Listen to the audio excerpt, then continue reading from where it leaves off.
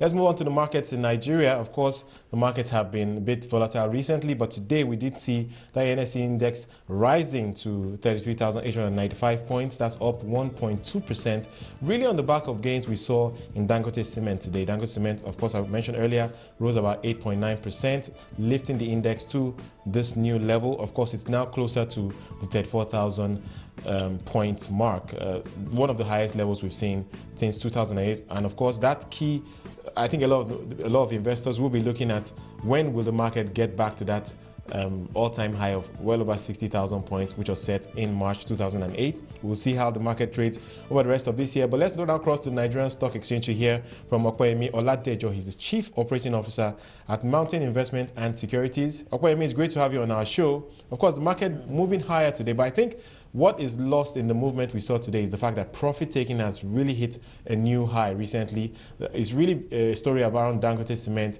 lifting that index higher today. Yes, you're right about that. There's been much profit taking in the course of the week.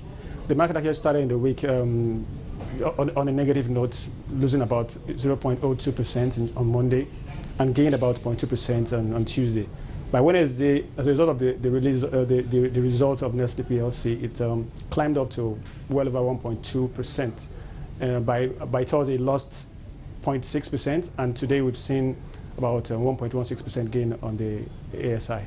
And of course, another okay, I was just going to say, Opeyemi, that another company that has lost today is Nigerian Breweries after they released those numbers, pretty flat profit numbers today. And of course, we saw the market, if you like, reject that result. So the stock price falling by about 4 naira. Your thoughts on what people are saying about the valuations of some of these consumer companies like Nestle, Nigerian Breweries? These are stocks that have really risen significantly, and right now we get the sense that the results are not supporting the prices at the current levels.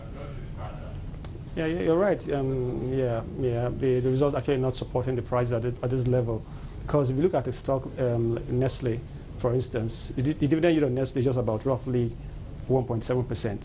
You know, because the final dividend Nestle is paying is 18.50 kobo, and they paid an interim dividend of 1.50 kobo. So 20 naira on the stock of roughly 918 naira is nothing really good when you look at dividend yield. And so it's also the same for Nigerian breweries.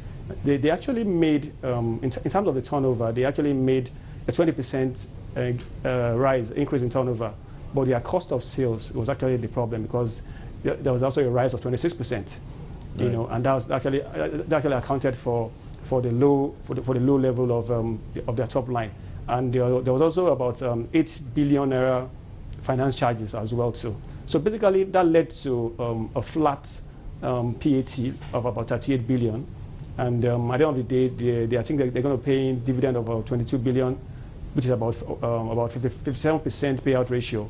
And if you look at the yield as well too, the dividend yield on Nigerian breweries too, it's just going to be in the range of about 2%. Right. So you know, you expect investors typically are not happy, because I mean, if I'm buying a stock and I'm getting dividend yield of about 2% in a year, and there are other avenues whereby I can make more money, you know, then obviously I don't think investors are going to be happy with these stocks. They rather sell those stocks and divest to other areas where they will get better returns.